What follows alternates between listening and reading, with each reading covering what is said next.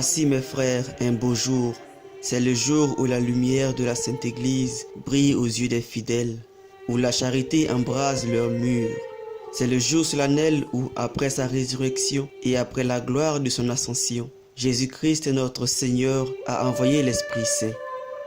Si quelqu'un a soif, disait-il, au rapport de l'Évangile, qu'il vienne à moi et qu'il boive. Celui qui croit en moi, des fleuves d'eau vive couleront dans son sein. Or l'évangéliste explique ainsi les paroles du Sauveur. Il disait cela de l'Esprit que devaient recevoir ceux qui croîtraient en lui. Car l'Esprit n'avait pas encore été donné parce que Jésus n'avait pas encore été glorifié. Une fois donc que Jésus fut glorifié par sa résurrection d'entre les morts et son ascension aux cieux, il devait donner le Saint-Esprit, l'envoyer après l'avoir promis. C'est ce qui eut lieu après avoir effectivement passé avec ses disciples les 40 jours qui suivirent sa résurrection. Le Seigneur monta au ciel et le 50e jour, le jour dont nous célébrons aujourd'hui la mémoire, il envoya l'Esprit Saint, comme l'atteste l'Écriture.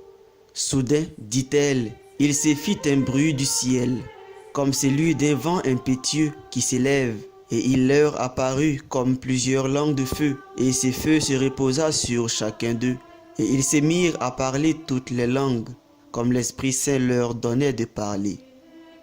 Ce souffle emportait la paille sous laquelle était enseveli leur cœur. Ce feu consumait en eux l'antique concupiscence, et ces langues que parlaient tous ceux qui remplissaient l'Esprit Saint annonçaient que l'Église se répandrait partout où les gentils parlent leurs langues diverses.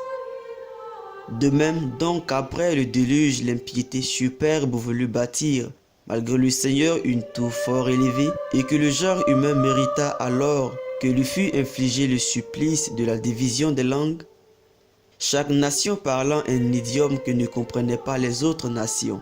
Ainsi l'humble piété des fidèles assujettit cette diversité de langage à l'unité de l'Église. La charité réunissant ce qu'avait séparé la discorde, et le genre humain s'attachant au Christ comme à la tête s'attachent les membres d'un même corps, pour être comme fondus dans cette unité sainte par le feu de la charité. À ce don de l'Esprit Saint demeurent donc étrangers ceux qui ont en horreur la grâce de la paix, ceux qui ne restent pas en communion avec l'unité. S'ils sont aujourd'hui solennellement rassemblés, s'ils entendent ces leçons sacrées où il est question de la promesse de l'envoi du Saint-Esprit, ils les entendent pour leur condamnation et non pour leur sanctification. Qu'importe de prêter l'oreille quand le cœur repousse et de fêter le jour de celui qu'on rejette la lumière.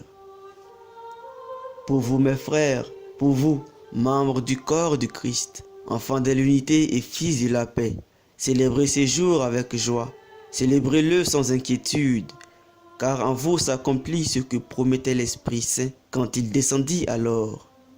De même en effet que chacun de ceux qui recevaient en ce moment le Saint-Esprit parlait toutes les langues. Ainsi s'exprime aujourd'hui dans tous les idiomes l'unité de l'Église répandue parmi toutes les nations. Et c'est dans son sein que vous possédez le Saint-Esprit, vous qui n'êtes séparés par aucun schisme de cette Église du Christ qui parle toutes les langues. Ô divin amour, ô lien sacré qui unissait le Père et le Fils, Esprit Tout-Puissant, fidèle consolateur des affligés, pénétrez dans les abîmes profonds de nos cœurs et faites-y briller votre éclatante lumière. Répandez votre douce rosée sur cette terre déserte, afin de faire cesser sa longue aridité.